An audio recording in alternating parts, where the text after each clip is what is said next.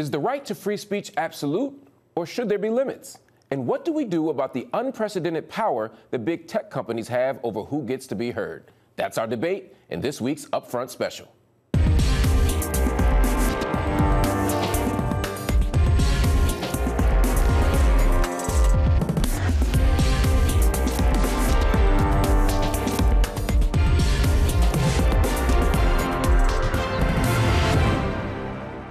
Free speech debates have been around for centuries, but with increasing political polarization, the rise of so-called fake news, and massive power wielded by tech companies, it's one of the most talked about and divisive issues in democracies today.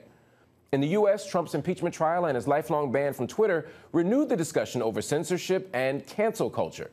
While in the U.K., the government has said it will appoint free speech champions to investigate issues around censorship at university campuses. The move has been described as a conservative war on woke.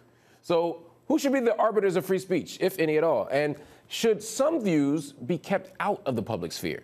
Joining me to debate this are, from Rio de Janeiro, Glenn Greenwald, an independent journalist on Substack and the author of the book No Place to Hide, Edward Snowden, the NSA, and the U.S. Surveillance State. And from London, I'm joined by Yasmin Alibhai-Brown. She's a columnist and professor of journalism at Middlesex University. Thank you both for joining me on UpFront. Yasmin, let me start with you. What do you see as the biggest threat to free speech currently today in democracies around the world? Well, I have to answer your question by saying I have never believed in absolute free speech. I absolutely believe that words can hurt, words can incapacitate. I think we have to use words carefully. Censorship is something done by the powerful, usually governments, but at the moment probably the big techs. And I certainly feel that our government's response is deeply hypocritical and actually quite sinister. But I don't believe in absolute free speech. I think words hurt. Help me understand what you mean when you say you don't believe in absolute free speech because words hurt. What type of words that are hurtful should be limited or constrained? How does that play out for you? Well, let me tell you two things. A judge, a U.S. Supreme Court judge, said, and this is what I believe as well, I think he was at the Nuremberg trial, Justice Jackson, this is in my book, In Defense of Political Correctness, abuses of our freedom of expression tear apart a society, brutalize its dominant elements, and persecute even to extermination its minorities. So that's what I mean. A few months ago, just a couple of months ago, I was being so savaged online because I'm a woman of color in the public space, forthright, and a Muslim, that I actually had a total collapse. It was on social media. Nobody was coming for me with a club or gun. But he totally brought me down. That's what I mean. So that I'm clear, because my other part of the question, of course, was where are these threats coming from? Would you say the threats are coming from social media in addition to tech companies and governments? Yes, I think this idea of rampant free speech as a total right has given people permission. And, the problem is everybody has their lines. The same government here who says they want a free speech champion in universities is the same government which has passed, it's a regulation saying that we have to accept a definition of anti-Semitism, which in effect absolutely forbids a discussion of Israeli politics. So the same minister wants free speech of a certain kind, but his red line is anti-Semitism. I got you. Okay? Glenn, I suspect you see it a little differently. Yeah, I certainly agree that words can hurt. I grew up as a gay kid in Ronald Reagan's America when the moral majority was in its ascent and the only discussion of homosexuality was in connection with a fatal disease in the middle of an AIDS pandemic. I think it was the only Jewish person in my neighborhood, was more exotic for that reason. Still, I live in Brazil, where I'm in an interracial marriage with a man who's a member of Congress of a socialist party and were often targeted in the most vicious ways by all kinds of attacks. But if you look at the Nuremberg trials, what makes what the Nazis did so horrific and historically evil was not the words that they used to talk about Jews. It was the actual extermination, the actual gas chambers they constructed. And I think when you look at the equation, you have to look at both sides, not just how much words can hurt, but also how much censorship can do damage. And I think the example that Yasmin cited in the UK is a perfect one. The first time I ever started reporting on online censorship was in the context of the Israeli government pressuring Facebook to delete Palestinian journalists and activists from using their platform by claiming that their words hurt, their words incite violence, their words incite anti-Semitism. And that's the problem, is once you endorse this framework that says authorities, whether it's the state or corporations or whomever, have the power to draw these lines and say these ideas are permitted and these ideas are not, usually what's going to happen is the marginalized are going to be the ones who suffer, and the powerful will get even more powerful because they'll use that censorship power to protect itself. Yasmin, what do you make of that argument? It is, in fact, the powerful who can do most damage through censorship. But I don't agree about Germany. I think that it started with words. It started with what the newspapers and pamphlets started saying about Jews. And in Rwanda, where we had the terrible genocide, it started with words. In Bosnia, it started with words. In my country at the moment, the demonization of asylum seekers and migrants has become so frightening that I wouldn't be surprised if there will be even more violence directed against them. We're using the same words. They're cockroaches. They are vermin. This was used in Germany. It was used in Rwanda. It was used in Bosnia. And not, it was used by the powerful and the powerless. Yasmin, we often see cries of censorship coming from conservatives, but some of the harshest rhetoric to suppress free speech and threats to the media come from the right. How do conservatives sort of thread that needle? How do they square that circle? Because they're horrible hypocrites. And what they're not talking about is free speech. What they're talking about is approved free speech, which is what I wrote in my column. They don't want free speech at universities which criticizes Israeli politics or, holds Tony Blair to account properly, although he hopes we've forgotten what he did in Iraq. They're not keen on that. They want, the great example is history. We are not allowed to remind people that many of the statues in this country are of slavers and those who profited from slavery. Apparently, this is censoring history. When we argue and when a group pull down a statue of a profiteer, they want that old history enshrined and unquestioned. And at the same time, they want approved free speech. It is a disgrace, their double standards are, really. Glenn?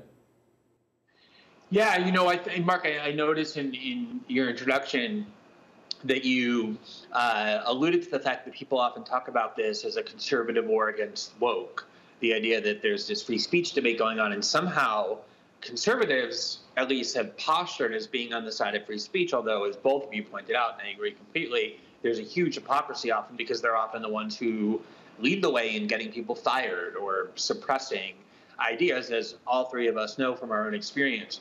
But what I think is that one of the things that really concerns me is that free speech as a movement came from the left, at least in the United States. If you look at, I was a constitutional litigator, lawyer before I was a journalist, and did a lot of First Amendment cases. And if you look at all the major First Amendment free speech cases that protected free speech, even of hateful groups like neo-Nazis and anti-Semites and the KKK, they were often defended by Jewish lawyers at the ACLU, steeped in a leftist tradition. And the thing that concerns me so much is that now censorship has become a left-wing weapon.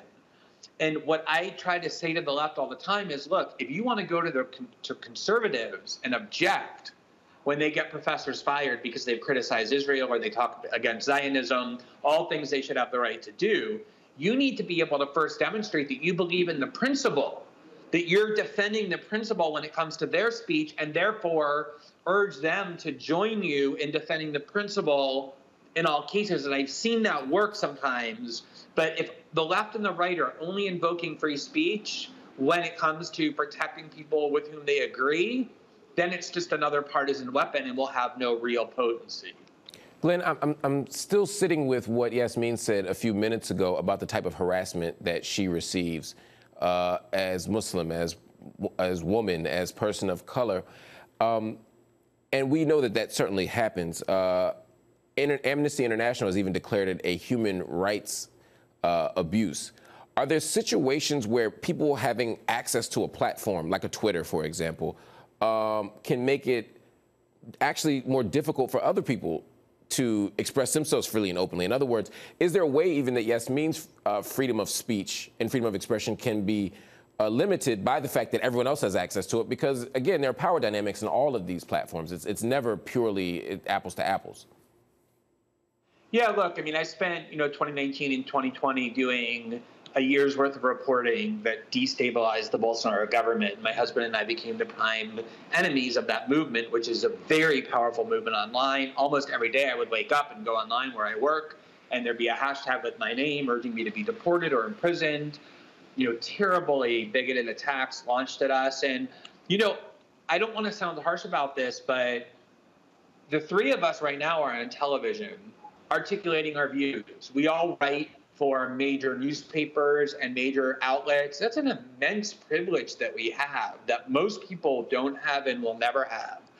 And the solution, for me at least, is not to then go to those companies, social media companies, and say, please protect me from the crowd that's angry at what I'm doing and saying, but to try and manage myself, how it is that I'm going to shield myself from that kind of abuse by managing how I interact with Twitter, by how I go online. So I don't in any way want to minimize the problem. I empathize it with completely. I've lived through some really terrible things when it comes to that. But I just think that when it comes to politics and when it comes to journalism, it's a struggle for power. And people feel very strongly about many things, and they're going to be angry at you if you take controversial positions like all three of us do. And there's really no way to stop that without giving to tech oligarchs enormous power to police our discourse that in the first instance they may exercise in a way that we like, but ultimately I think will backfire in all kinds of ways. Yasmin? No, I only half agree with that. As I said, you have to civilize this space because what is happening is suppression of those who find it frankly unbearable. Why would you go in for this guy? It's not like it used to be. I've spent 35 years arguing with people on the right, the civilized people on the right. Okay, you can do that. And I think in any democracy, you have to learn to speak to your opponents. This is not civilized discourse. It is often coming from, and I hope this doesn't offend anybody, from some of the least educated and the most angry, right? As Yeats said, remember what Yeats says, the best have lost all conviction, while the worst are full of passionate intensity. And it's very emotional and it's very wounding, and it helps nothing. Nobody understands anything the better. It's not even about a controversy. I tweet something very simple like, oh, the raspberries were beautiful today, and they will attack me. And they will tell me to go back where I came from. I have no right to be here. And that I deserve this, and I deserve that, and I deserve to be raped. I'm sorry. I'm sorry. That cannot go on. It's not helping anything or anyone, least of them. So I think but Yasmin, that it's not the power to them, but they have a responsibility. The tech giants have a responsibility to have some kind of regulation of this mob anger. Okay. I want to move on just for time's sake, because I know we won't resolve that one in particular. I want to talk about cancel culture, because that's another freedom of speech issue that is what everybody is talking about these days. But I'm not sure we always are precise about what cancel culture actually is. Some say it's online abuse, some say it's firing somebody, some say it's harassment. Others say it's not a real thing. This is just free speech and accountability. I want to know where you two stand on this. Glenn, I'm going to start with you. Yeah, I agree with you completely that the term is incredibly imprecise in a way that obfuscates more than it illuminates, and for that reason, I rarely use it. I think part of the problem is that oftentimes the people who complain about it are complaining about it from their own perspective, from their own experience, and yet those people are very powerful people.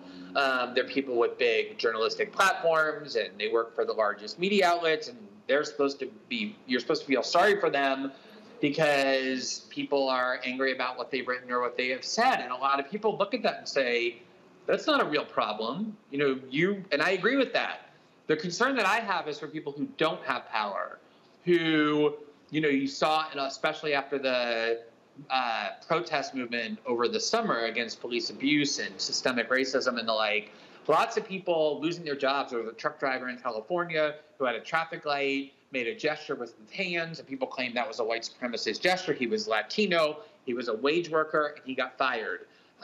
There are entry-level journalists who feel like they can't write anything or they're going to lose their jobs if it deviates at all from orthodoxy. So I worry about it when it comes to people who don't really have the kind of power to immunize themselves from that. And I also worry about it to the extent that it is decreasing the range of ideas that can be heard, particularly in those institutions where free and open debate ought to be most encouraged, such as academia and journalism, I would say, would be the two leading ones, where I think you have seen a constricted ability to question orthodoxies and pieties in a way that I find unhealthy.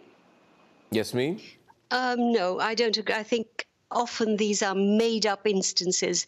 In this country, quite a lot of serious academics and journalists have looked at just how many incidents there have been of this so-called cancel culture. We live in times where our conservative government is now absolutely trying at the moment. For example, the same people who are talking about cancel culture are demanding that the BBC stop having left-wing comedians on any of their on their programs because too many of their comedians are left-wing. So there's a huge amount of double talk here going on. And also there is another thing. I think when we talk about freedom of speech, if people want to invite a hard right speaker, say, on campus, then those who object and absolutely have the right to demonstrate against that decision, to yell at that person, to turn up at that meeting and non-violently register their objections.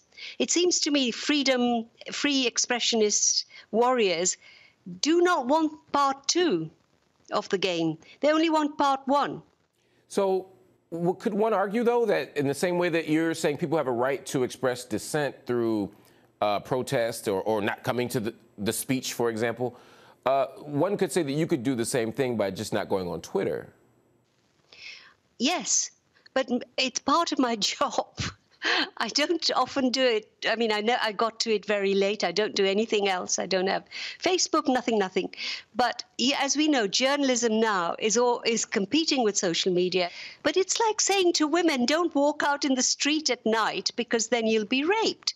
This should be a safe space for everybody. No, but I guess ultimately, Yasmin, ultimately what I'm asking is who becomes the arbiter of what's within the bounds, right? Because again, there will be people like you who will say that the things that are being said to me are awful, and they are awful. No one should be saying the things that you're describing. But then on the other side, there will be people on the right, or there will be people who are settlers, or there will be people who are white supremacists in the United States who will say that certain kinds of language makes them uneasy, that Black Lives Matter makes them feel uneasy as a white person. Like, this is the type of framework, and I guess I'm saying, and I hate the slippery slope arguments, but it seems to me that we're setting ourselves up potentially for a situation where we can just go around knocking everyone off the table. And then there's no provocative speech, there's no dialogue, there's no space to even engage. There's dialogue, and there's dialogue, but I don't think dialogue is what we're talking about here. We're having a very interesting conversation. This is not what we're talking about.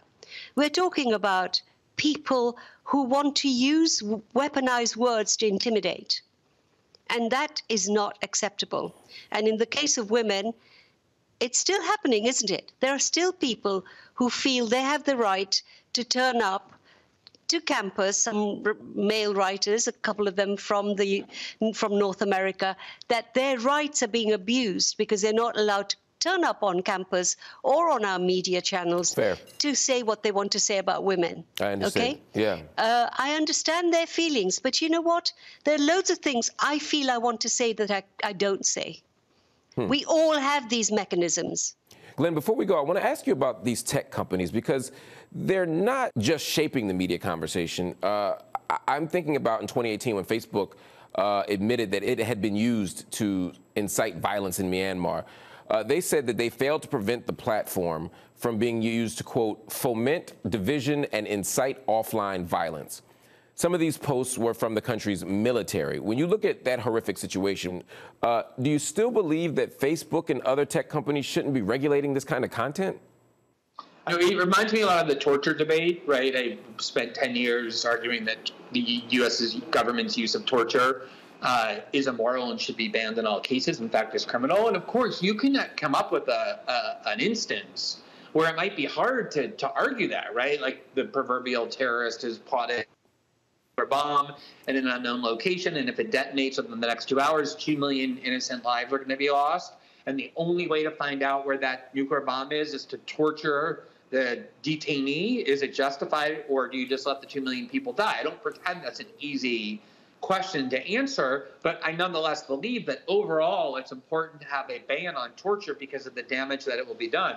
So you can definitely come up with instances where my instinct is to say, oh my God, that speech is so harmful that, yeah, of course, the world would be better off without it. The problem is once you, in that perfect case, Milo Yiannopoulos or Alex Jones or Nigel Farage or people in Myanmar trying to foment genocide, once you acquiesce to that framework and say to Facebook, yes, you now as the monopoly, because as Yasmin said, you do have to use these platforms if you work as a journalist and increasingly in any other field. You don't really have a choice.